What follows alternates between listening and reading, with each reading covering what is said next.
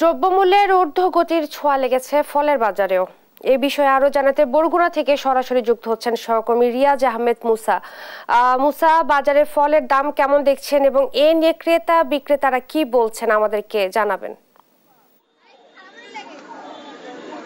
অসংখ্য ধন্যবাদ। একদিকে তীব্র গরম এবং ডায়রিয়ার প্রকোপের কারণে রসালো ফল এবং ডাবের চাহিদা কিন্তু খুব বেশি বৃদ্ধি পেয়েছে। আমরা বিভিন্ন ফল বাজারে ঘুরেছি এবং সেখানে দেখেছি যে তীব্র গরমের কারণে ক্রেতারা কিন্তু ডাব এবং তরমুজ জাতীয় যে ফল রয়েছে সেই ফলের কিন্তু চাহিদার কারণে সেই ফল কিনতে যাচ্ছে।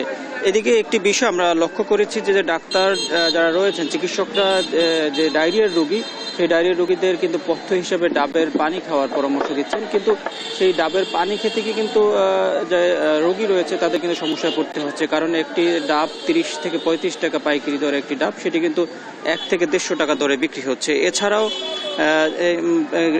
এলাকা ভেদে ডাব সে 200 থেকে 300 টাকাও কিন্তু বিক্রি হচ্ছে। বিশেষ করে হাসপাতালের আশেপাশে যে সেখান থেকে অধিক মুনাফা লাভ করে থাকে। এবং এই যে রোগী এবং সাধারণ মানুষের অসহায়ত্বকে পুঁজি করে এক শ্রেণীর অসাধু ব্যবসায়ীরা কিন্তু ফলের দাম কিন্তু বাড়িয়ে দিয়েছে।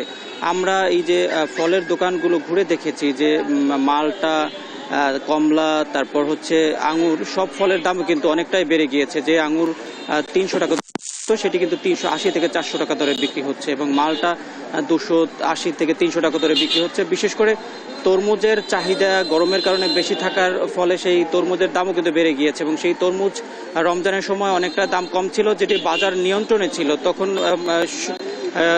কর্তৃপক্ষ কিন্তু মনিটরিং ব্যবস্থা জোরদার করেছিল, তখন কিন্তু বাজারটা অনেকটা নিয়ন্ত্রণে ছিল। এখন বাজার পুরোটাই নিয়ন্ত্রণের বাইরে। 300 থেকে 400 টাকার নিচে কোনো তরমুজ কিনতে পারছে না ক্রেতারা।